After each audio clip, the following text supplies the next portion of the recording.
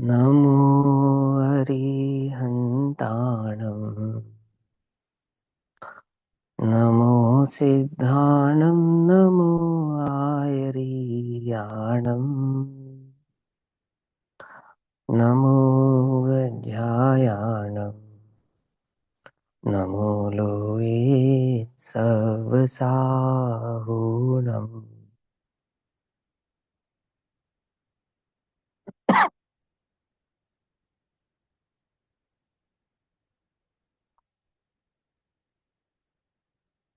मङ्गलं भगवान् वीरो मङ्गलं गौतमो गणी मङ्गलं कुन्दकुन्दार्त्यो जैन धर्मोऽस्तु मङ्गलम् सर्वमङ्गल्यमाङ्गल्यं सर्वकल्याणिकारकम् प्रदानां सर्वधर्माणां जैनं जयतु शासनम्।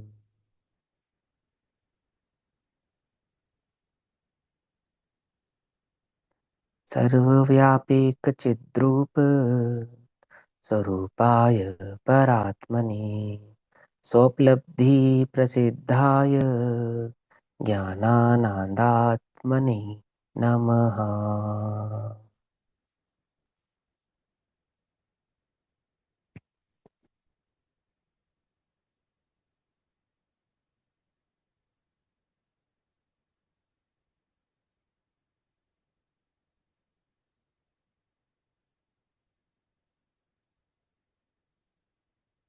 हमारा दोपहर कालीन स्वाध्याय का विषय चल रहा है श्री प्रवचन सारजी प्रमागम। श्री प्रवचन सारजी प्रमागम का स्वाध्याय हम सभी आचार्य अमरचंद्र देव द्वारा रचित तत्व प्रदीपिका और आचार्य जयसेन देव द्वारा रचित तात्पर्यवृत्ति टीका के आधार से कर रहे हैं। प्रवचन सारजी में दूसरे महाअधिकार जिसका नाम है ज्ञेय तत्व प्रज्ञापन महाअधिकार, जिसको आचार्य जयसेन देव सम्यक दर्शन का अधिकार भी कहते हैं। क्यों कहते हैं? ये आप अधिकार को पढ़ने से स्पष्टता समझ ही पा रहे होंगे। क्यों? क्योंकि जिस वस्तु का निर्णय करने पर, जैसे चैतन्य वस्तु है तो चैतन्य वस्तु का निर्णय करने पर सम्यक दर्शन होता है, परंतु मात्र चैतन्य वस्तु का निर्णय करने पर सम्यक दर्शन नहीं होता है। वस्तु स्वरूप, संपूर्ण वस्तु स्वरूप का निर्णय करने पर, उसमें चैतन्य वस्तु को भली प्रकार से जानकर उसका अनुभव करने पर इस जीव को सम्यक दर्शन अर्थात मोक्ष मार्ग की प्राप्ति होती है। इसलिए सम्यक दर्शन का अधिकार है। और इस सम्यक दर्शन अधिकार के अंदर काल द्रव्य के स्वरूप की चर्चा चल रही है। महाधिकार है ज्ञेय तत्व प्रज्ञापन, और महाधिकार के अंतर लघु अधिकार आता है जिसका नाम है विशेष ज्ञेय प्रज्ञापन, द्रव्य विशेष प्रज्ञापन अधिकार। द्रव्य विशेष प्रज्ञापन अधिकार में द्रव्य के विशेष विशेष भाव से द्रव्य को स्वरूप को समझ रहे हैं, जिसमें काल द्रव्य के स्वरूप की चर्चा चल रही है। 138 नंबर की गाथा है और कालाणु अप्रदेशी है, यह बात आचार्य देव हमको बतला रहे हैं। काल एक द्रव्य है क्योंकि वह प्रदेशात्मक है। समझ में मत, एक प्रदेशी होने से उसको अप्रदेशी ऐसा कहते हैं। पकड़ में ही बात नहीं पकड़ में। ये जो अप्रदेशी शब्द है, इस अप्रदेशी शब्द का ही सहारा लेकर श्वेतांबर मत में यह धारणा चली। आचार्य उमा स्वामी ने जब काल द्रव्य की परिभाषा कही, छह द्रव्यों का स्वरूप समझाया, तो उसमें अप्रदेशी कहा काल को। समझ में बात। तो वो अप्रदेशी कहा तो उस बात से ही उन्होंने निर्धारित किया कि काल वास्तव में द्रव्य नहीं है, और जीव और पुद्गल की सापेक्षता से, उनके परिणमनों की सापेक्षता से काल द्रव्य कहा जाता है। माने वो एक एज्यूम है। एज्यूम समझते हो ना? माने काल्पनिक बात है कि हमने मान लिया। सपोज, जैसे विज्ञान कोई धारणा शुरू करता है ना, तो कहाँ से शुरू करता है? सपोज से शुरू करता है कि ऐसा मान लेते हैं कि ऐसा है, तो फिर कैसा होगा, और ऐसा सिद्ध करते करते वो एक नतीजे पर पहुंचते हैं और फिर उससे अपने सिद्धांत को सिद्ध करते हैं। लेकिन जैन दर्शन का कोई भी सिद्धांत एज्यूम होके नहीं शुरू होता है कि ऐसा मान लेते हैं। वहां तो वो वस्तु स्वरूप ऐसा का ऐसा ही है। क्यों?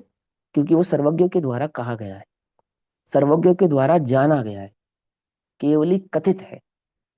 समझ में आती है बात? नहीं समझ में आती? ये सबसे बड़ी साक्षी है केवली कथित होना। हम्म वो काल एक द्रव्य है, एक प्रदेशी है, जिसे अप्रदेशी कहते हैं एक प्रदेशी होने के कारण। और वो एक प्रदेशी काल द्रव्य का स्वरूप कैसा है कि वो जीव और पुद्गल के गमन, गमन समझते, गमन, क्षेत्र से क्षेत्रांतर को गमन कहते हैं, कि होने की स्थिति में निमित्तभूत होता है। मैंने वहां डिस्टेंस, जब कोई द्रव्य क्षेत्र से क्षेत्रांतर होता है, एक प्रदेश से, आकाश के एक प्रदेश से दूसरे प्रदेश पर जाता है, इसको कहते हैं क्षेत्र से क्षेत्रांतर होना।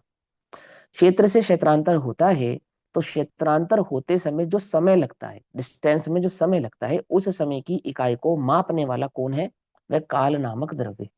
मूल परिभाषा जब आप काल द्रव्य की पढ़ेंगे, किसी भी ग्रंथ में पढ़ते हैं जैनागमों में, तो वहां पुद्गल परमाणु के गमन की अपेक्षा से ही काल द्रव्य को समझाया जाएगा। ये आप सबको नोट करनी चाहिए बात, एक नोटिस करने वाली बात है ये।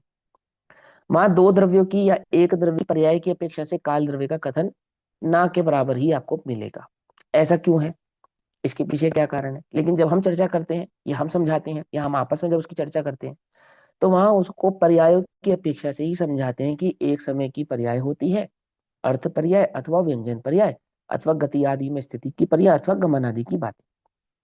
जब हम समझाते हैं तो इस प्रकार से समझाते हैं, लेकिन आगम में पढ़ेंगे, शास्त्र में पढ़ेंगे, टीका से पढ़ेंगे, तो टीका से पढ़ने पर आप हमेशा बात ध्यान रखेंगे कि आचार्य जब भी काल द्रव्य का स्वरूप समझा रहे होंगे, तो पुद्गल परमाणु का आकाश के एक प्रदेश से दूसरे प्रदेश पर जाने में जो निमित्त भूत है वह काल द्रव्य, इस अपेक्षा से समझा। आती वह समझ में नहीं आती है ना? यानी कि गमन की स्थिति को समझाने, गमन की स्थिति में होने वाला जो समय है, उस समय भूत में निमित्ततया होने वाला जो पदार्थ है, सो वह काल द्रव्य है। अब गमन करने की शक्ति किन द्रव्यों में है? कि गमन करने की शक्ति दो द्रव्यों में है। सबसे पहले ना, एक किसमें? एक जीव में और एक पुद्गल में। माने क्षेत्र से क्षेत्रांतर होने की शक्ति दो द्रव्यों में है, जो एक जीव द्रव्य है और एक पुद्गल द्रव्य है। कोई मुश्किल तो नहीं लग रहा ना? बिल्कुल इजी है ना? है ना? अब आगे चलो। अब ये जो गमन है ना, ये गमन भी दो प्रकार का होता है। क्या कहा? ये गमन, ये भी दो प्रकार का होता है। मूलतः गमन, मूलतः मतलब जो रूट है, कोज है, माने एक्चुअल में जो गमन है वो तो क्षेत्र से क्षेत्रांतर ही होता है, इसको गमन कहते हैं, एक एक क्षेत्र से दूसरे क्षेत्र पर जाना। लेकिन पर्यायों के परिणमन को भी गमन कहते हैं। जैसे जीव अनादि से गमन कर रहा है, तो कैसे गमन कर रहा है? कि पर्याय अपेक्षा से गमन स्वरूप है। इस पर्याय की अपेक्षा से देखने पर जो आकाश अपने स्वस्थान पर स्थित है वो भी गमन स्वरूप है। जो धर्म और अधर्म द्रव्य अपने स्वस्थान पर स्थित है, फिक्स हैं, वे भी गमन स्वरूप हैं। और वो जो काल द्रव्य कालानु रूप से आकाश के जिस प्रदेश पर जहां जैसा जिस रूप में विराजमान है, वह भी गमन स्वरूप है। पकड़ में ही बात? नहीं पकड़ में? क्या कहा? छह द्रव्य गमन करते हैं या नहीं करते हैं? कि क्षेत्र से क्षेत्रांतर की अपेक्षा से तो दो द्रव्य गमन करते हैं, लेकिन पर्याय की अपेक्षा से देखें तो छह द्रव्य गमन करते हैं। पकड़ में ही बात? नहीं पकड़ में? है ना? जो मूल गमन है वो तो क्षेत्र से क्षेत्रांतर है, इसलिए काल द्रव्य क्षेत्र से क्षेत्रांतर की अपेक्षा से समझाया जाता है। चूंकि पर्याय को भी गमन कहते हैं, इसलिए वह काल द्रव्य उन पर्याय के स्वरूप को समझाने में भी समर्थ है। पकड़ में आ गई बात? है ना? कंफ्यूजन नहीं है? हाँ बोलो भैया, क्या क्वेश्चन बताओ। भैया जो परिणमन बोला जाता है वही यहाँ पे फिर गमन हो जाएगा ना, छह द्रव्य गमन जो है, परे। बिल्कुल, हाँ बिल्कुल बिल्कुल, पर्याय के परिणमन को गमन कहते हैं। क्या नाम दिया था? ऊर्ध्वता सामान्य। ऊर्ध्वता हाँ। सामान्य मतलब इसको कहता है आयत, आयत सामान्य। याद है ना आयत? आयत माने एक जगह से दूसरी जगह जाना, नाम है आयत का अर्थ। समझे? ऊर्ध्वता माने आगे बढ़ना, शब्दार्थ है ये। और वो किस पे लागू होता है? वो मात्र पर्याय स्वभाव पर लागू होता है। दो बातें समझ में आ गई? एक बात और समझो, वस्तु अनादि निधन है, ये कैसे मालूम चलेगा? क्योंकि पर्याय की अपेक्षा से तो वो क्षणिक है। क्षणिक होती हुई भी वे अनादि है और अनधिन अनिधन रहेगी। ये काल द्रव्य इसकी सिद्धि करता है। जब से काल है तब से वस्तु है। काल स्वयं अनादि निधनता की सिद्धि करने वाला, स्वयं का द्रव्य स्वयं को अनादि निधन बतलाने वाला वह काल यह भी सिद्ध करता है कि मैं मात्र अनादि निधन हूं, ऐसा नहीं, ये वस्तु भी अनादि निधन है। आती बात समझ में? माने जब हम वस्तु के अनादि निधन होने की बात करते हैं, अनादि अनिधन होने की बात करते हैं, तो वो काल द्रव्य की सापेक्षता से ही बात करते हैं। यदि काल द्रव्य ना हो तो वस्तु के अनादि अनिधन भाव की सिद्धि भी की जा सकती नहीं है। ठीक है ना, पकड़ में ही बात। और एक अंतिम तर्क जो कल की कक्षा में अधूरा रह गया था, समय हो गया था ना हमारा पूरा, जिसमें हम ये समझा रहे थे कि लोकाकाश में होने वाला परिणमन, उसमें लोक आलोकाकाश में होने वाला परिणमन, उसमें लोकाकाश के काल द्रव्य का कोई निमित्त है, ऐसा नहीं है। क्यों नहीं है ऐसा? क्योंकि लोकाकाश के काल द्रव्य का मूल काम तो क्या है? क्षेत्र से क्षेत्रांतर बात को समझाना। और जब हम पर्याय की अपेक्षा से उसको सिद्ध करते हैं, तो पर्याय स्वभाव तो सभी द्रव्यों का है ना। क्यों? और उस सभी द्रव्यों के पर्याय स्वभाव में भी हमें कौन से द्रव्यों के पर्याय स्वभाव को समझना है? मूलतः तो जीव और पुद्गल, बस दो ही द्रव्यों के पर्याय स्वभाव को समझना है। क्योंकि आकाश का परिणमन तो आकाश में ही है, उसमें किसी प्रकार का कोई विभाव और व्यंजन पर्याय होती नहीं है। मेरी बात समझ में नहीं है? धर्म द्रव्य, अधर्म द्रव्य, काल द्रव्य और आकाश द्रव्य, इन चार द्रव्यों में तो व्यंजन पर्याय होती ही नहीं है। इसलिए काल द्रव्य की सापेक्षता से इनकी पर्याय की चर्चा होती नहीं है। लेकिन अर्थ और व्यंजन पर्याय दोनों, अर्थ पर्याय तो सभी द्रव्यों में है ही, कॉमन है लेकिन व्यंजन पर्याय जीव में भी होती है और पुद्गल में भी होती है, जिसकी सापेक्षता से अर्थ और व्यंजन दोनों पर्याय को समझाया जाता है। इसलिए पर्याय स्वभाव वाला जो गमन है उसको काल द्रव्य की अपेक्षा से समझाया जाता है। किसमें? जीव और पुद्गल। इसका मतलब यह नहीं है कि जीव और पुद्गल की जो पर्याय है वो काल द्रव्य के निमित्त से होती है। किसी भी द्रव्य की जो पर्याय है वो काल द्रव्य के निमित्त से नहीं होती है। उत्पाद व ध्रुव, ये तो वस्तु का स्वयं का स्वभाव है। वस्तु होगी तो उत्पादात्मक, व्ययात्मक और ध्रुव्यात्मक होगी। पकड़ में ही मत नहीं। उत्पाद व उत्पाद व उत्पाद व उत्पाद व गुणों का परिणमन है, वो गुणों का समूह वस्तु है। अर्थात वस्तु परिणामी होती हुई अपरिणामी और अपरिणामी होती हुई परिणामी, ऐसी है। समझ में आती बात? नहीं समझ में आती? है ना? जैसे जैसे जीव सिद्ध हो गया, अब सिद्ध होने के बाद उस पर कौन सा नियम लगाया? सादी अनंत। क्या नियम लगाया उस पे? सादी अनंत। अब सादी अनंत काल तक क्या परिणमन होगा? काल द्रव्य क्या बतला रहा है उसमें? इतनी बात कह दी उसने, सादी अनंत, बस खत्म। अब है काल द्रव्य का कुछ और रोल वहां पर? क्यों नहीं रहा कोई रोल? क्योंकि व्यंजन पर्याय समाप्त हो गई, विभाव व्यंजन पर्याय समाप्त हो गई। व्यंजन पर्याय समाप्त हो गई अर्थात विभाव व्यंजन पर्याय समाप्त हो गई। समझ में ही बात? तो अब जरूरत ही नहीं है, एक एक नियम लागू होगा काल द्रव्य का, क्या? सादी अनंत, खत्म। अब दूसरा काल द्रव्य की आवश्यकता ही नहीं है। यानी कि काल द्रव्य क्या समझाता है, किनकी सापेक्षताओं को समझाता है? यदि हम अपेक्षा से देखें तो जीव और पुद्गल की जिन पर्यायों पे हम काल द्रव्य को लगाते हैं वो सिर्फ समझने के लिए लगाते हैं, है ना? और काल द्रव्य उसमें निमित्त भूत भी होता है, ऐसा नहीं है, लेकिन मूलतः काल द्रव्य निमित्त भूत है गमनागमन, गमनागमन भाव को समझाने में। माने क्षेत्र से क्षेत्रांतर होने में जो समय लगा, उस समय में जो निमित्त भूत हुआ वो काल द्रव्य। जैसे सिद्ध भगवान लोकाकाश के अग्रभाग में जाकर स्थिर हो गए, ठीक। अब धर्म और अधर्म द्रव्य क्या करेंगे? कुछ नहीं करेंगे, खत्म। जैसे आकाश का प्रदेश फिक्स है ना, ऐसे अनंत काल तक, अनंत काल तक मतलब अनिधन काल तक क्या हो गया? वो सिद्ध भगवान आकाश के उस प्रदेश पर जाकर फिक्स हो गए। कोई गमनागमन नहीं है, कोई क्षेत्रांतर नहीं है, कुछ नहीं है, ना काल की सापेक्षता ना कुछ, सब खत्म। समझ रहे हो ना? सारे नियम खत्म हो गए ना वहां जाकर।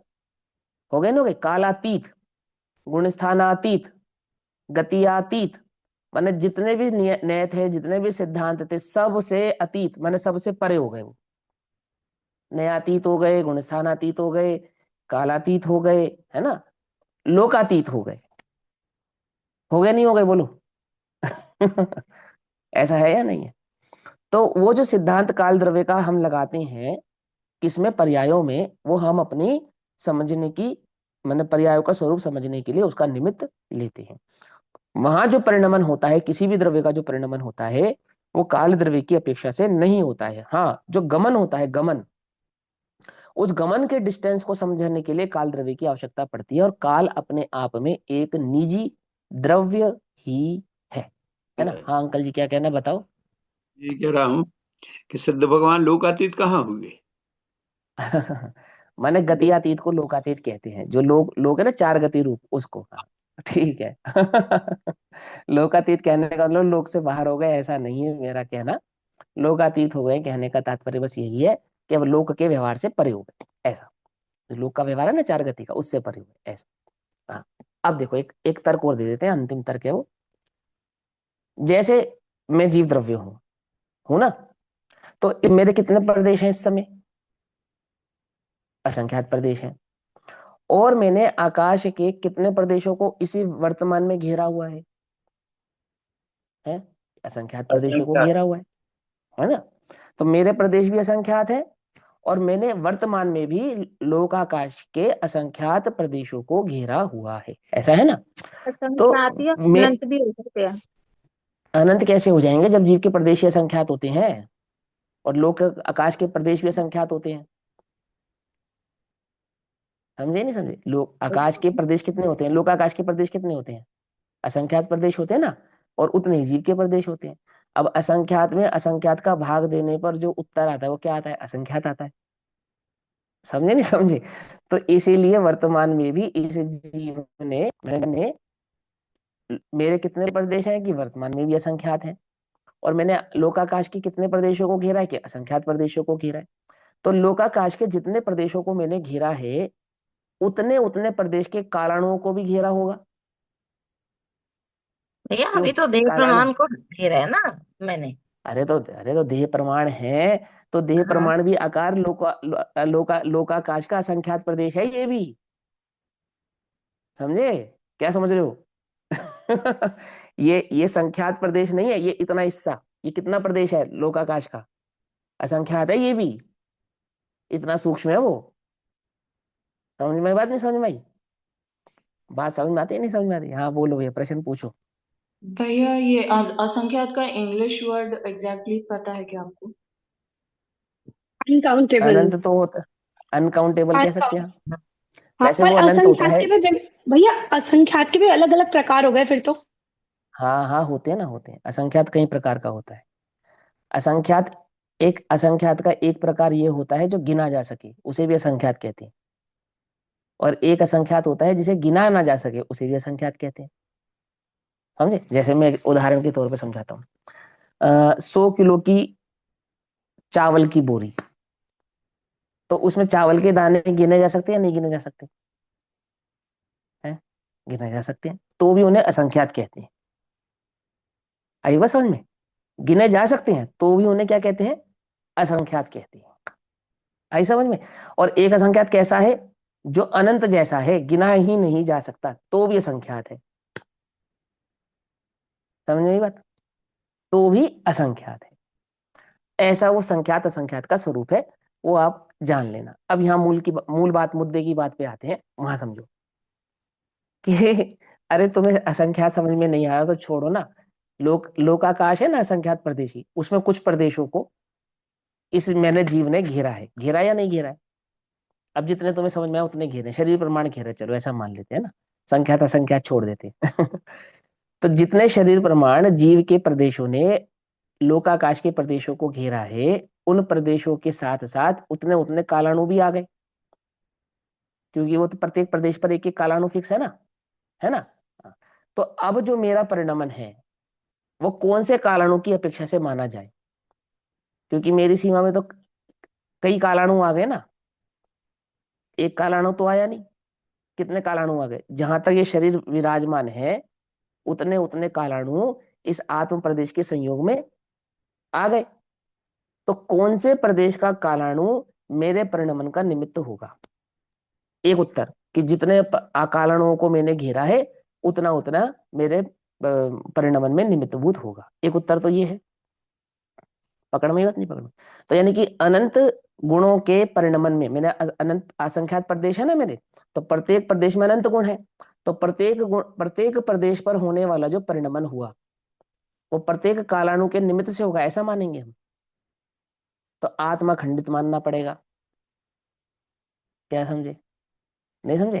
तो आत्मा खंडित हो गया कि आकाश के जिस प्रदेश पर जो कालाणु है, आत्मा के उस प्रदेश का परिणमन तो उस कालाणु की अपेक्षा से माने, और अन्य प्रदेश का परिणमन अन्य कालाणु की अपेक्षा से माने, अन्य प्रदेश का परिणमन अन्य कालाणु की अपेक्षा से माने, तो आत्मा खंडित हो जाएगा उससे। तो कुछ बात समझ में आती है नहीं आती है? क्या सिद्ध होता है इससे? इससे ये सिद्ध होता है कि आत्मा का परिणमन कालाणु की अपेक्षा से नहीं होता है। किसी भी द्रव्य का परिणमन कालाणु की अपेक्षा से नहीं होता है। हाँ, द्रव्य के परिणमन को काल की अपेक्षा से समझाते तो हैं, कहते तो हैं, परंतु उसकी अपेक्षा से उसका परिणमन होता हो या उसके कारण उसका परिणमन होता हो, ऐसा नहीं है। अखंड द्रव्य के परिणमन को काल द्रव्य की अपेक्षा से समझाते। ऐसे ही अलोकाकाश का जो परिणमन है वो तो अपने स्वतंत्र भाव से हो ही रहा है। वो लोकाकाश और अलोकाकाश अखंड है, और अखंड होने के कारण लोकाकाश का काल द्रव्य अलोकाकाश में निमित्त भूत है, ऐसा नहीं है। ये समझो बात, अगर समझ में आए तो। ठीक। अब यहाँ आचार्य देव यह नियम बतलाते हैं कि कालाणु हाँ, अप्रदेशी। एक चीज और समझा दो, वो मोहित भैया हाँ वाला बोलो कर बोलो। रहे क्वेश्चन और उसका आंसर। कल रात कौन वाला, सा दीदी? कल रात वाला वो ऑड इवन ये वाला। ये ये यही क्वेश्चन है, यही क्वेश्चन है। वो ओड इवन छोड़ दो आप, वो आप थोड़ा सा कंफ्यूज हो जाओगे आप लोग। यही समझ लो बस, यही था क्वेश्चन, यही था जो मोहित भैया का क्वेश्चन था ना, वो यही क्वेश्चन था कि वो इतने प्रदेशों को घेरने पर कौन से प्रदेश के कालाणु का परिणमन उसका माना जाएगा। ठीक है ना? अब एक क्वेश्चन और है, वो आचार्य देव स्वयं ही उठाने वाले हैं यहाँ पर, तो वो वहां पे आ जाएगा। मैं पहले से पहले क्या बताऊं, उसमें अवयवों की बात है कि एक समय के भी अवयव होते हैं क्या? अवयव यानी भेद, माने काल सबसे छोटा एक समय है, तो एक समय के भी अवयव होते हैं क्या? तो आचार्य कहेंगे नहीं, एक समय के अवयव नहीं होते हैं। तो एक समय के अवयव यानी कि भेद होने की का क्वेश्चन कहाँ से क्रिएट हुआ? तो क्वेश्चन बतलाएंगे कि वो जब गमन किया तो एक ही समय में एक प्रदेश से दूसरे प्रदेश पर गया मिनिमम गति से, तो भी एक समय लगा। और एक समय से 100वें प्रदेश या लोकाग्र पहुंचा, तो भी एक समय लगा। तो जब वो पुद्गल का परमाणु दौड़ा, तो उसने बीच में आने वाले सभी प्रदेशों को छुआ या नहीं छुआ, या बिना छुए ही पहुंच गया? कि छू कर ही पहुंचा होगा। तो उस एक समय में जितने प्रदेशों को छूकर वो पहुंचा, उतने समय भी तो मानो। जब जिस जिस समय वो छू रहा होगा तो अवयव माना जाए या नहीं माना जाए? वो तो अवयव के बिना तो ऐसा हो ही नहीं सकता। कोई चीज यहां से यहां तेजी से गई और धीरे धीरे गई, तो धीरे धीरे गई तो तुमने मान लिया कि एक एक समय लगा, लेकिन तेजी से गई तो तुमने माना एक समय नहीं लगा, एक समय मात्र लगा। तो प्रश्न ये उठा कि एक समय क्यों लगा? ये इतने अवयव बीच में जो अवयव आए, तो उतने सूक्ष्म अवयव और हुए ना, मानने पड़ेंगे ना उतने भेद, जितने जितने अंशों में उसको छू रहा होगा वो। क्यों कहते हैं नहीं, एक समय से छोटा कोई अवयव होता ही नहीं है। ये उस पुद्गल की ऐसी ही अपनी शक्ति है कि उस एक समय में जिसका कोई अवयव नहीं है, वो मंद गति से चले तो भी एक समय, और तीव्र गति से चले, तीव्रतर गति से चले तो भी एक समय मात्र में ही उस भाव को प्राप्त करता है। और बीच में कितने समयों के बीच में मध्यम के तो असंख्यात लोक प्रमाण भेद होते ही। ठीक है ना? ऐसा। तो चलो यहाँ कहते हैं, यहाँ यह नियम बतलाते हैं कि कालाणु अप्रदेशी ही है। हाँ बोलो भैया, प्रश्न बोलो। भैया बोलो इस बोलो। लॉजिक, इस जो आप 2 दिन से समझाने का प्रयास कर रहे हैं ना, जो ये हाँ सिद्धांत, तो ये काल द्रव्य की सिद्धि एक तो करने के लिए कर रहे हैं आप, मतलब कि हाँ हम हाँ हाँ। सेपरेट एक अपना अस्तित्व लेकर है। लेकिन हमारे कार्य में इसका क्या प्रयोजन सिद्ध होता है, मतलब इससे क्या लाभ होता है, मतलब जीव को अपने लिए क्या लाभ होता है इसको जानने से? हाँ देखो, सुनो सुनो, 6 द्रव्यों का स्वरूप कहा अरिहंत भगवान ने, और किसी ने हाँ, आके कहा कि 6 नहीं 5 ही द्रव्य होते हैं, तो अरिहंत वाणी झूठी है फिर वो। नहीं वो सिद्धि समझे? वाला तो समझ में आ गया, अपने हाँ तो कार्य। लाभ ही तो समझा रहा हूँ, आपका लाभ ही तो समझा रहा हूँ। ये हमारा ही लाभ है कि हम जिनागम के उस वस्तु स्वरूप को भली प्रकार से ज्ञात करें कि वो वस्तु, वो हमें भली अभी अप्रयोजनभूत लग रहा है, लेकिन उसका मूल प्रयोजन तो यही है कि वो द्रव्य है, जिनेन्द्र भगवान ने कहा है उसका ऐसा ही स्वरूप है। एक बात। दूसरी बात, नाना प्रकार के जीवों के नाना प्रकार के प्रश्न होते हैं। काल द्रव्य के संदर्भ में यदि आपका ये चिंतन चले कि काल द्रव्य नहीं है और वो एक एज्यूम है, तो आपका जो ज्ञान है वो मिथ्या ज्ञान ही कहलाएगा, सब में ज्ञान नहीं हो सकता। हम्म। आती है, बस समझ में नहीं आती? वो फिर मिथ्या ज्ञान के खाते में जाने वाला है, सम्य ज्ञान के खाते में जाने वाला नहीं नहीं। है।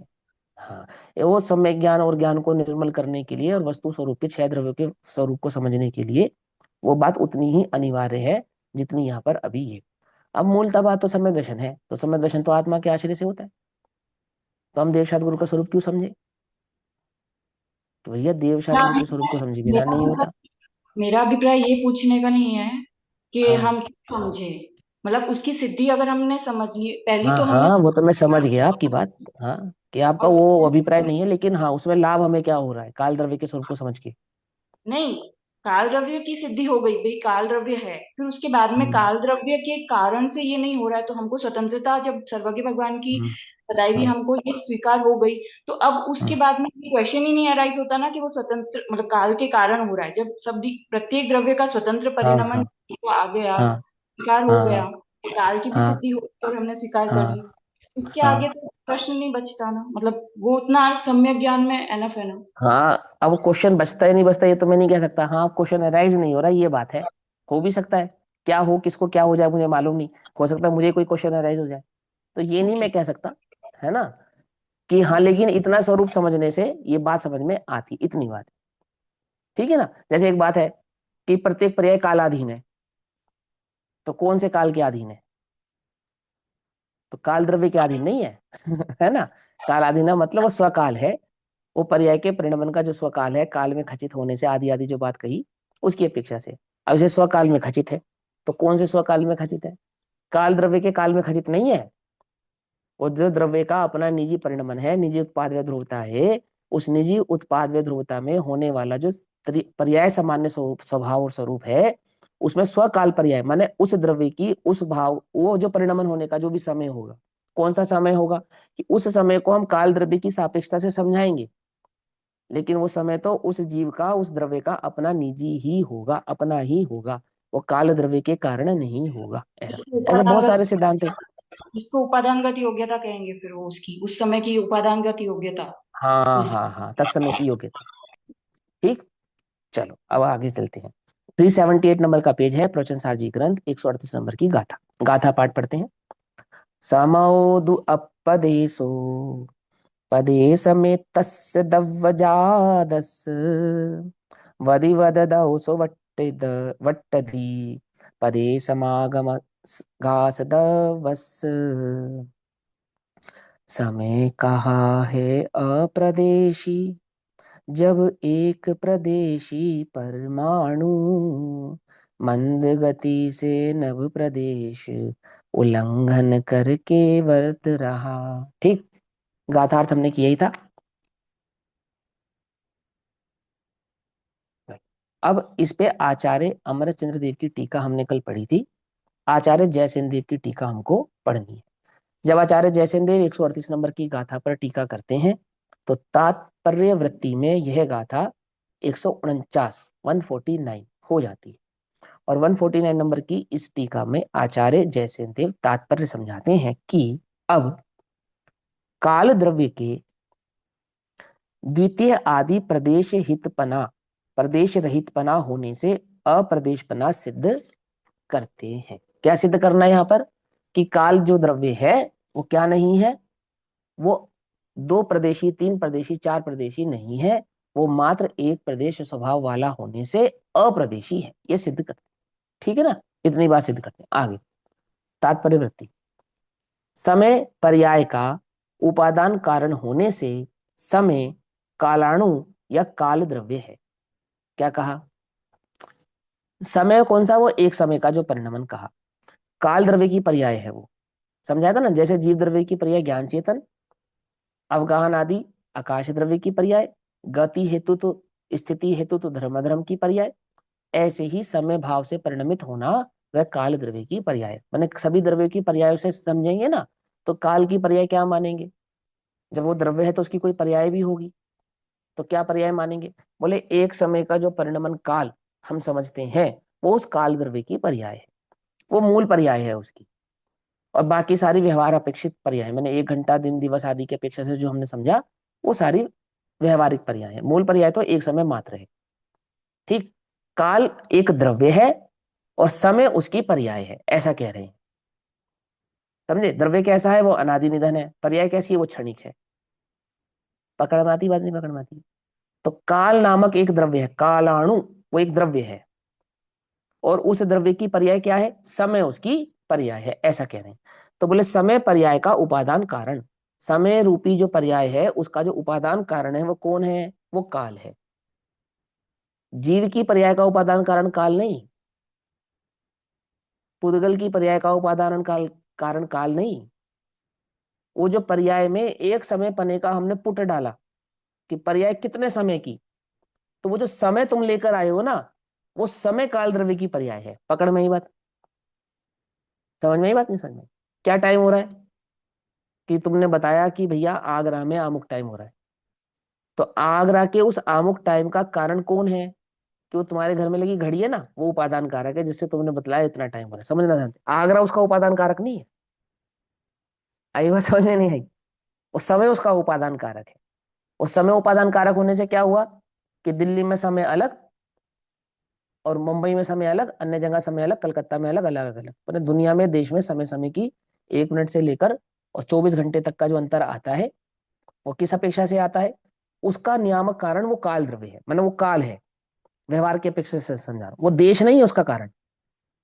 अगर भौगोलिक स्थिति में वो देश कहीं पे भी इस दुनिया में स्थित है, उसके कारण उसका समय ऐसा है ऐसा नहीं, वो काल का ही ऐसा स्वरूप है कि वो अमुक स्थान में इस रूप रहेगा, अमुक स्थान में इस रूप रहेगा, अमुक स्थान में इस रूप रहेगा। अंतर समझ में आया नहीं आया? क्या कहा मैंने? समझ में आया ना? ऐसा, ऐसे ही ये कहते हैं कि किसी भी द्रव्य की पर्याय की बात नहीं, किसी भी द्रव्य की पर्याय को, पर्याय में जो हम समय का पुट लगाते हैं, समय से समझते हैं, वो समय किसकी पर्याय है? वो समय काल द्रव्य की पर्याय है। तो कहते हैं समय पर्याय का जो उपादान कारण है वो कौन है?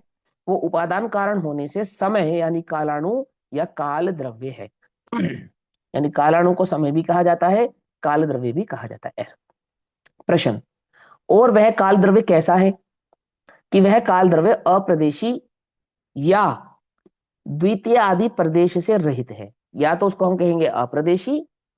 अप्रदेशी कहने का तात्पर्य क्या हुआ?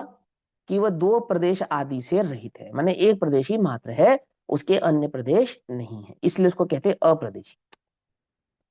और वह क्या करता है? वह पूर्वोक्त कालाणु, यानी कि जैसा कि हम पहले कह चुके हैं, पूर्वोक्त पहले कह चुके हैं, ऐसा वो जो कालाणु है परमाणु की गति रूप, देखो क्या कहा, जीव की पर्याय रूप, पुद्गल की पर्याय रूप, ऐसा नहीं कहा। तो आकाश की पर्याय रूप उसमें घटित करने की आवश्यकता ही क्या है? जरूरत ही नहीं है ना कि आकाश का परिणमन कालाणु के निमित्त से होता है, ऐसी बात ही नहीं है। क्या कहा? कालाणु द्रव्य की सिद्धि करते समय क्या नियम बतलाया? कालाणु परमाणु की गति रूप परिणति के सहकारी पने से वर्तता है। जीव की पर्याय के पने से वर्तता हो, पुद्गल की पर्याय सहकारी पने से वर्तता हो, अन्य द्रव्य की पर्याय के सहकारी पने से वर्तता हो, ऐसा नहीं है। क्यों नहीं है ऐसा? क्योंकि पर्याय तो प्रत्येक द्रव्य का निजी स्वभाव है। नहीं समझे? देखो समझो, मुझ में ज्ञान है तो किसके कारण है? कोई द्रव्य इसमें निमित्त है कि मुझ में ज्ञान है? इसमें किसी द्रव्य का निमित्त थोड़ी है, वो ज्ञान तो मेरा स्वभाव है, गुणों का परिणमन है।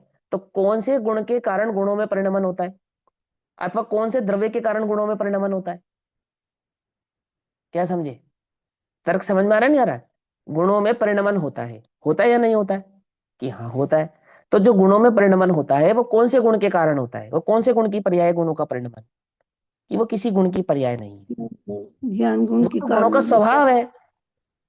वो तो गुणों का स्वभाव है। पकड़ मारी बात, नहीं पकड़ मारी है? वो किसी गुण के कारण अथवा किसी द्रव्य के कारण परिणमन होता हो गुणों में, ऐसा नहीं है। कैसा है? गुण अपने स्वभाव से परिणमित होते हैं। और वो परिणमन कितने समय का होता है?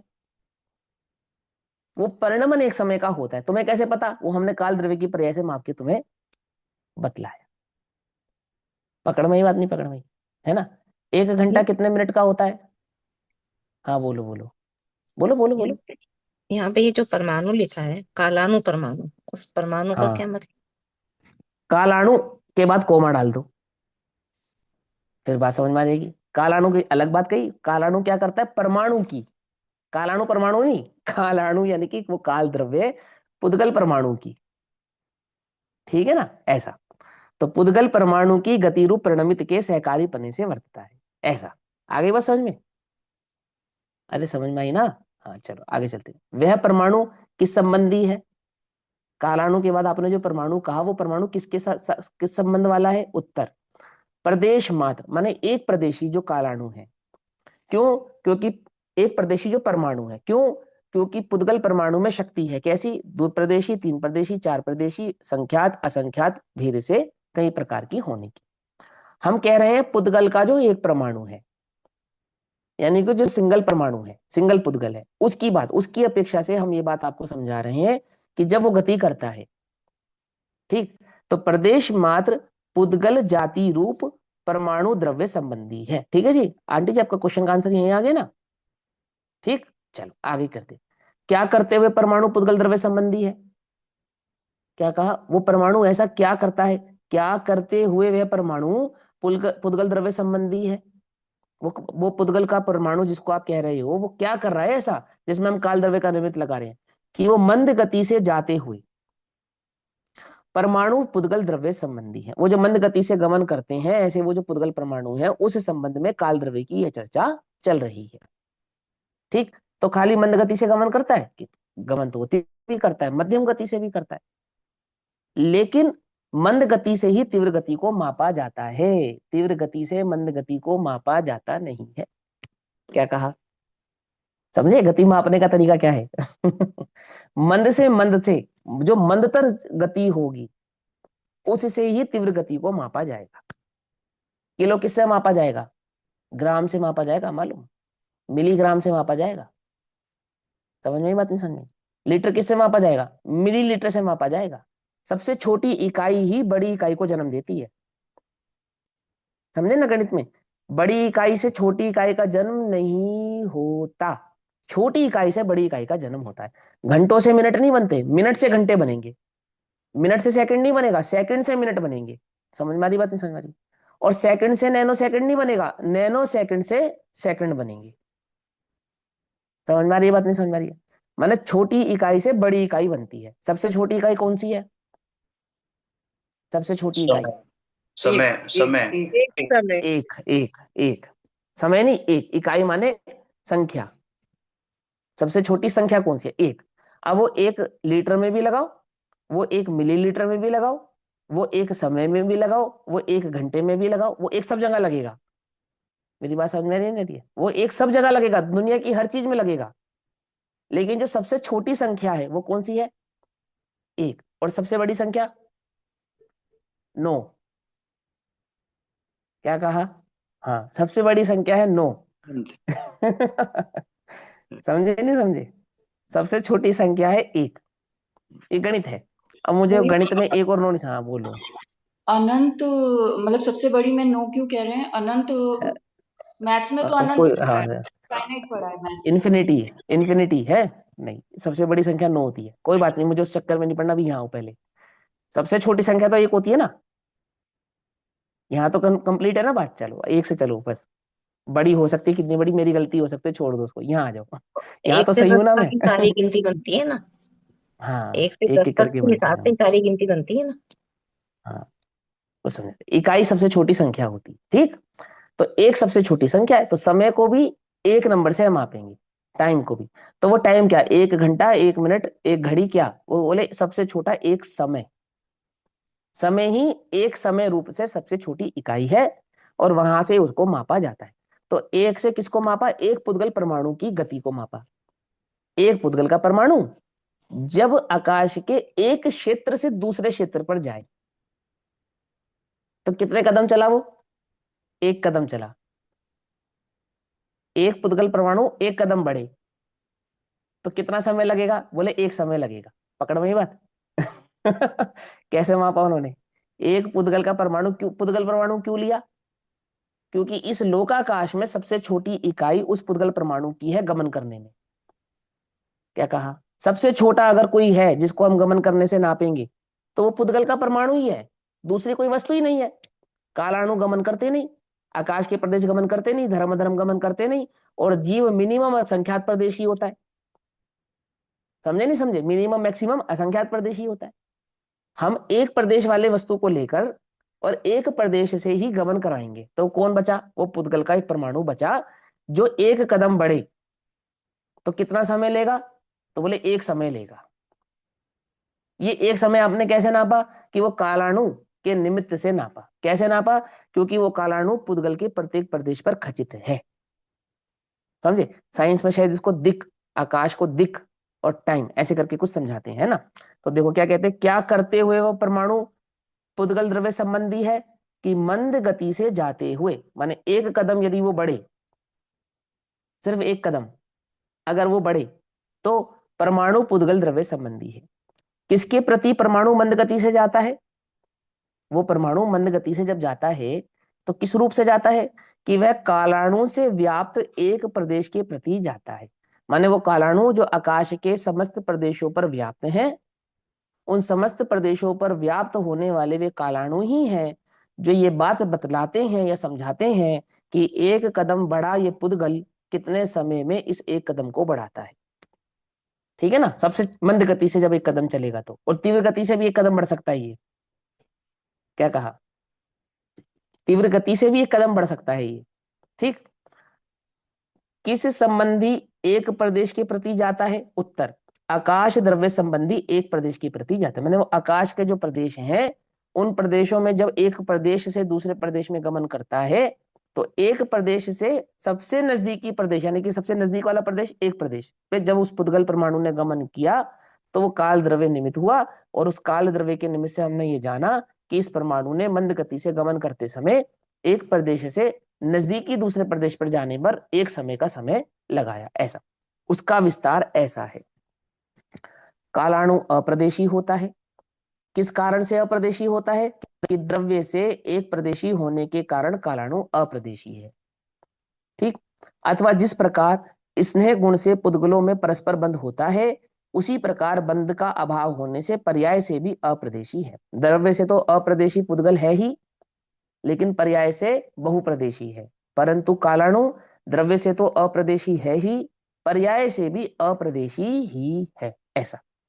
यहाँ यह अर्थ है कि जिस कारण काल द्रव्य पुद्गल परमाणु के एक प्रदेश पर्यंत गमन में सहकारीपना करता है उससे अधिक में नहीं, इससे ज्ञात होता है कि काल द्रव्य भी एक प्रदेशी है। पकड़ में बात नहीं? पकड़ में क्या ज्ञात हुआ? क्यों? क्योंकि वो प्रदेश पर्यंत गमन में सहकारीपना करता है। माने एक एक प्रदेश पे जो गमन होगा वो प्रत्येक प्रदेश के गमन भाव को सहकारीपने से प्राप्त होगा। पहले नंबर के प्रदेश पे से गमन हुआ 10वें नंबर के प्रदेश पर, तो पहले नंबर का प्रदेश 10वें नंबर के प्रदेश के पन्ने पे सहकारी नहीं होगा। कब होगा? जब उसी प्रदेश से गमन करे तब वो सहकारी होगा। तो जिस जिस प्रदेश से उद्गल परमाणु गमन होता हुआ गुजरेगा उस प्रदेश पर जो कालाणु होगा वो कालाणु उस पुद्गल के गमन में सहकारी पने से माना जाएगा। पकड़ में ही बात? कौन सा सहकारी पना? समय का सहकारी पना, धर्म का सहकारी पना नहीं, क्योंकि गमन में सहकारी तो धर्म है, लेकिन उस गमन में जो समय लगा उस समय में सहकारी वो कालाणु है, ऐसा क्या? हाँ बोलो। अभी आपने जो बताया कि वो हाँ 10वें प्रदेश में जा रहा है, हाँ तो एक प्रदेश से वो 10वें प्रदेश में गमन कर रहा है, तो बीच में आने वाले जो कालाणु हैं वो सहकारी वो बनेंगे?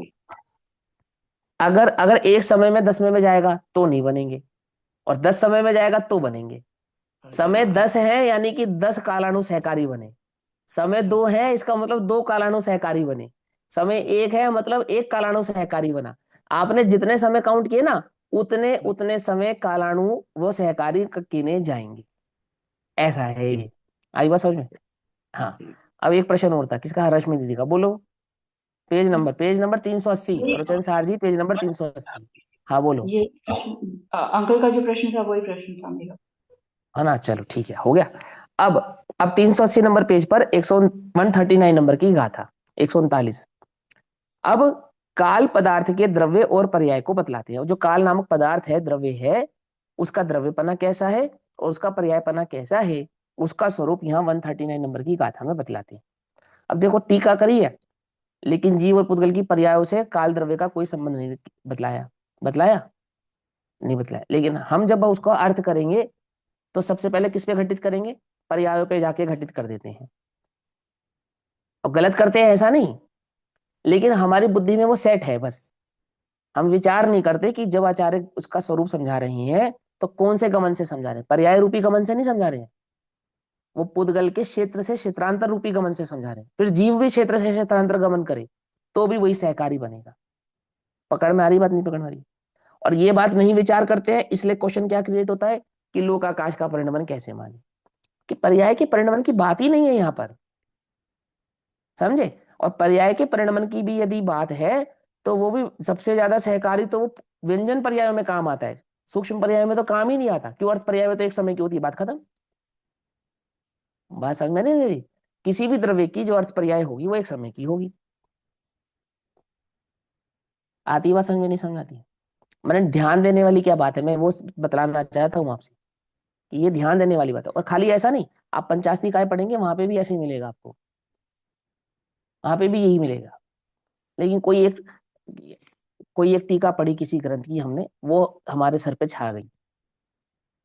काल द्रव्य की परिभाषा धवला में भी यही है। क्या कहा? वहां पे भी पर्याय के परिणमन की बात नहीं है, वहां पे भी पुद्गल के एक क्षेत्र से दूसरे क्षेत्र पे गमन करने के निमित्त से बतलाया है उसको। किसी भी द्रव्य की पर्याय की परिणमन की अपेक्षा से नहीं कहा है उसे। ये हम समझने के लिए कहते हैं। टू एवरीवन, 100 गाथा पंचाशती का है। हाँ, 100वें नंबर की गाथा है काल द्रव्य के संदर्भ में, वो पढ़ लेना है ना। ये मेरे ख्याल से किसने भेजा, मोहित भैया ने भेजा है। मोहित भैया अभी पढ़ रहे हैं ना पंचाशती का ग्रंथ। जी भाई। तो हाँ, तो वो उन्होंने भेजा है उसको। चलो अभी सुनो। अब गाथा नंबर 139। वदि वददौ तम देशम तस्सम समौ तदौ परो पुव्वो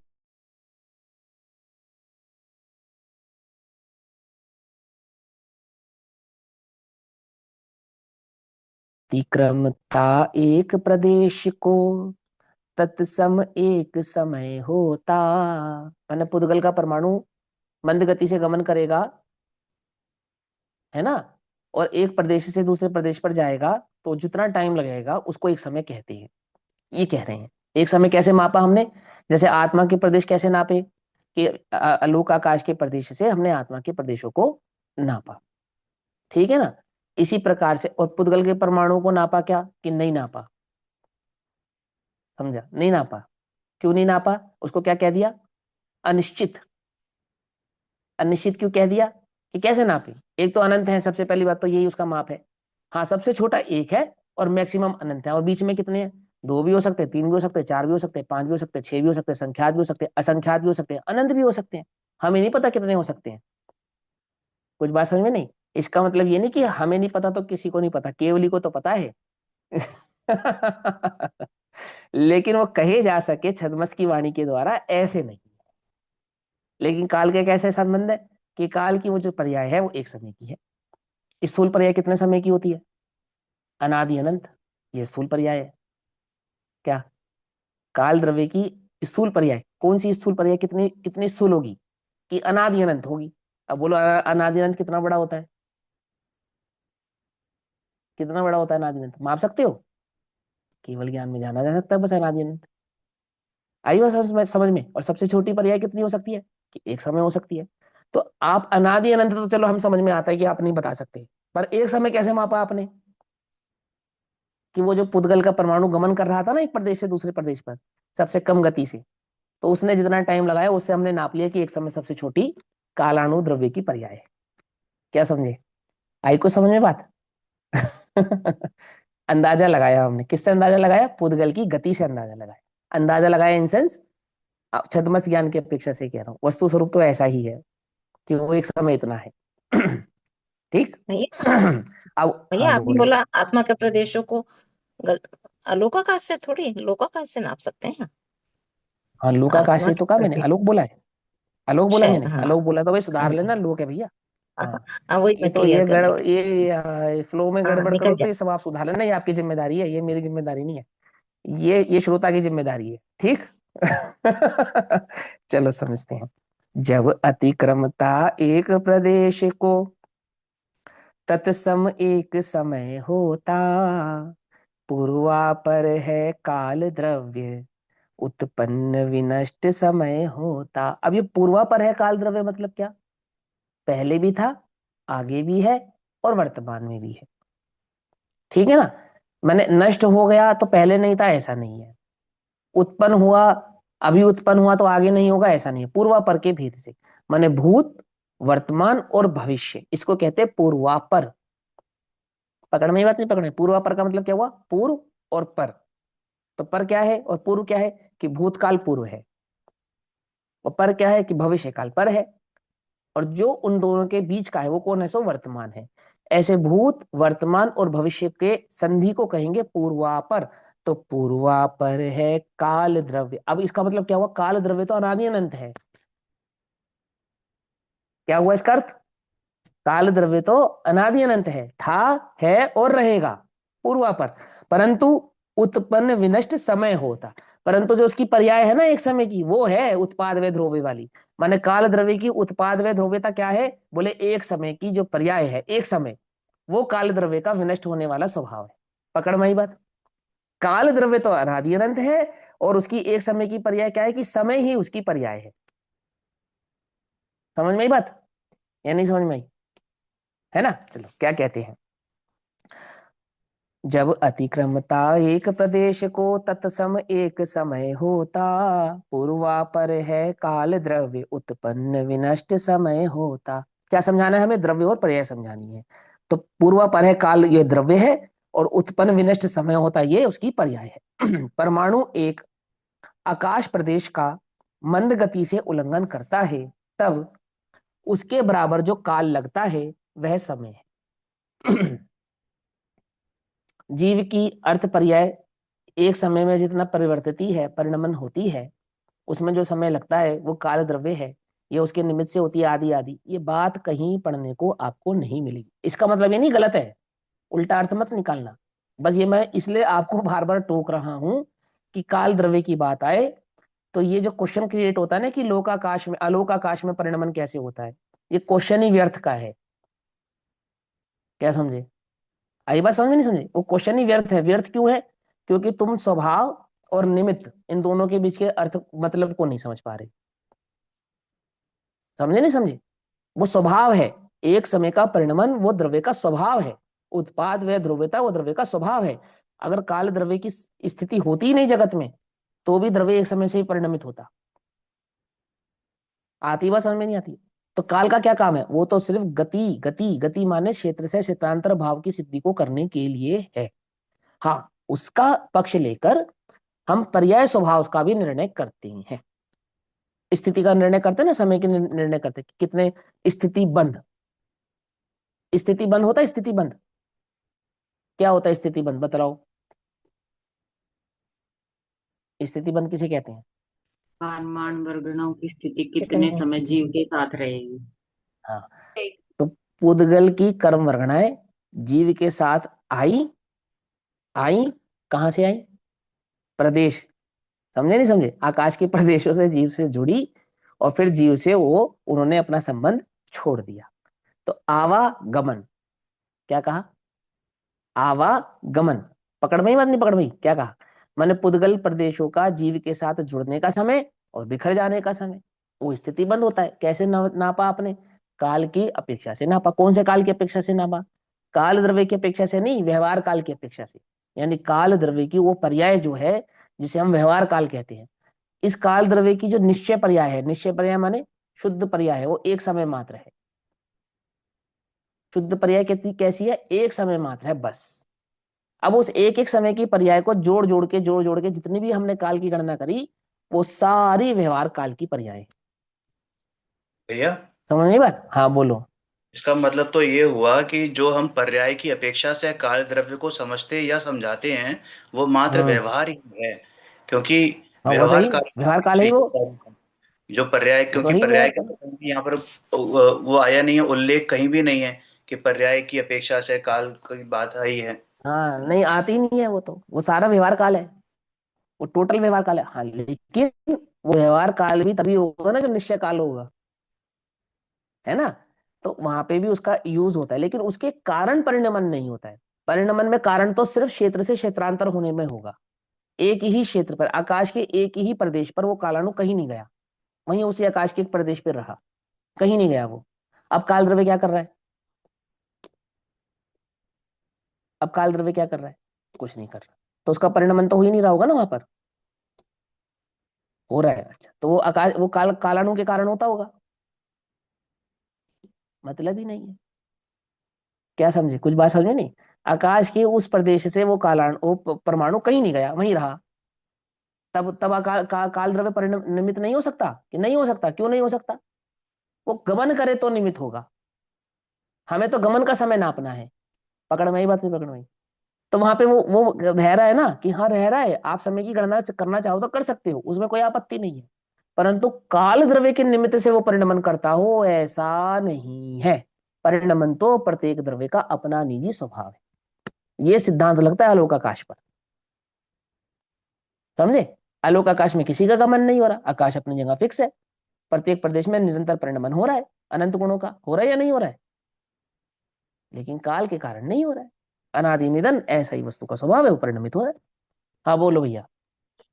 भैया उपादान निमित्त का जो सिद्धांत है, उपादान निमित्त का, ये तो आप यहाँ पे मतलब लग जाएगा ना, सभी द्रव्य अपने अपने उपादानगत योग्यता से ही परिणमन करते हैं। परिणमित होते हैं, हाँ हाँ हाँ, हाँ, बस तो यही है। हाँ उपादान निमित्त का सिद्धांत लगाते हैं तो ये प्रश्न हाँ नहीं अराइज होता मेरा, तो बस बार बार माइंड में एक ही चीज आ रही है कि अगर हाँ, उपादान ठीक है। निमित्त, हाँ, तो फिर ये प्रश्न हाँ, अराइज लेकिन नहीं लेकिन के लेकिन कारण। पर्याय के परिणमन में भी निमित्त की बात नहीं है वहां पर।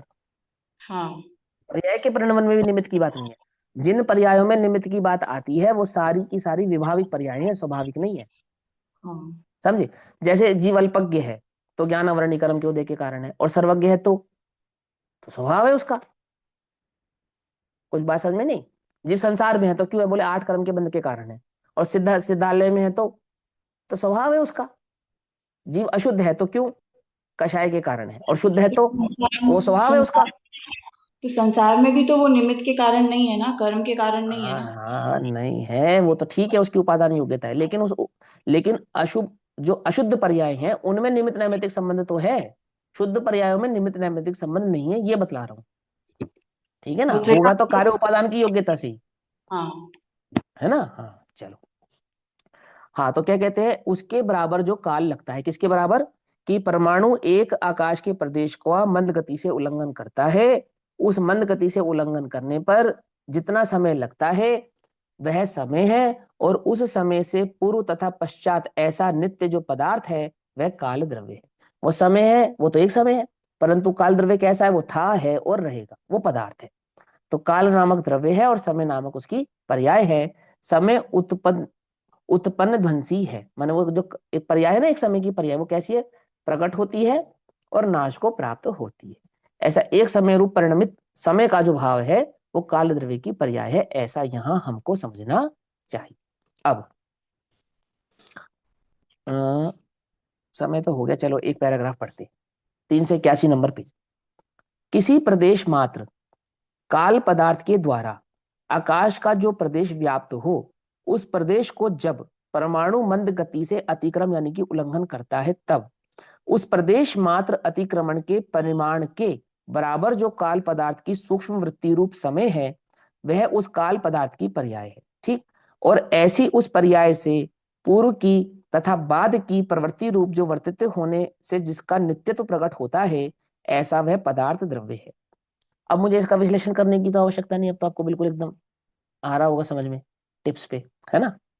फिर भी एक समय जो है परिणमन, वो काल द्रव्य की पर्याय है, और काल अपने आप में एक द्रव्य है। वो जो कालाणु है वो द्रव्य है जो आकाश के प्रत्येक प्रदेश पर व्याप्त है। और एक समय का जो समय लगा पुद्गल के को गति करने में, एक प्रदेश से दूसरे प्रदेश पर जाने पर मंद रूप से, उसमें जो समय लगा वो समय क्या है? वो समय कालाणु की वह पर्याय है। और वह पर्याय कैसी है? उत्पन्न और विनष्ट स्वरूप है। और काल कैसा है? वो द्रव्य होने से अनादि अनंत है।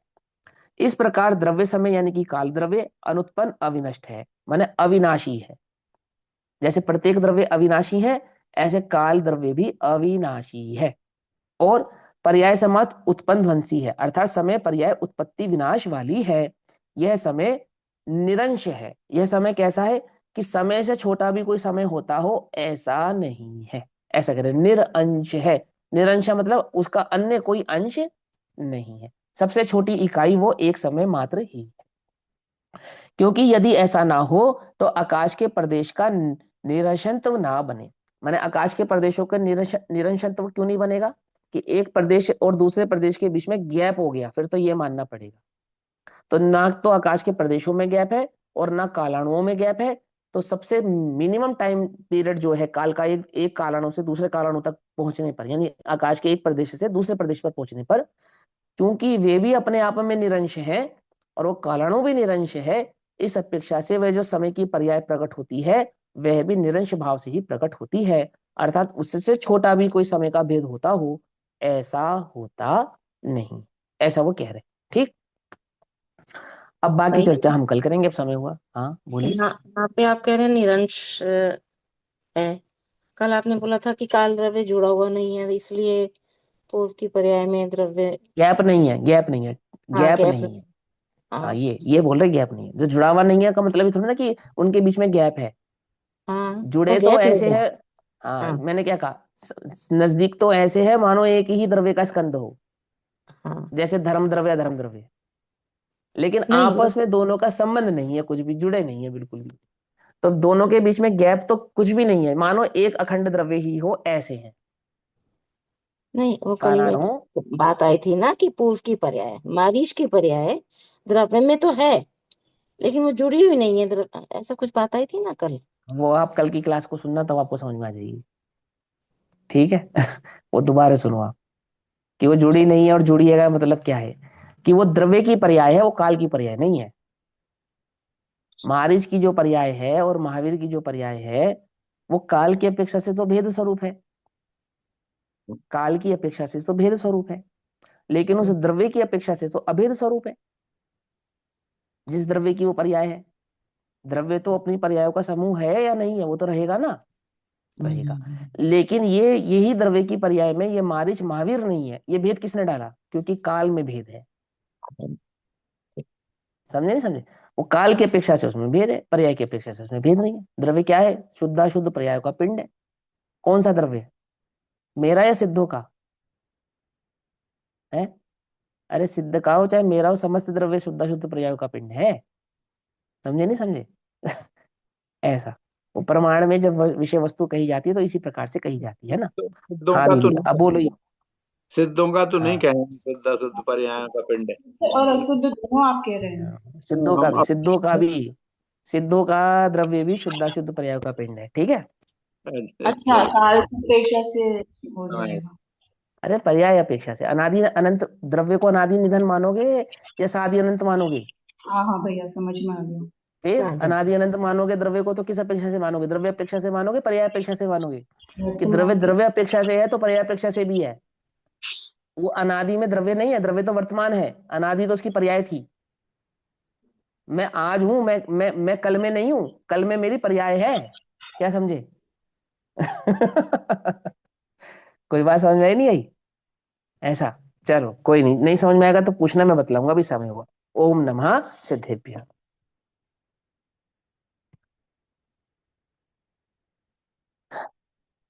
निज निधि निज में बताई यह अनंत उपकार,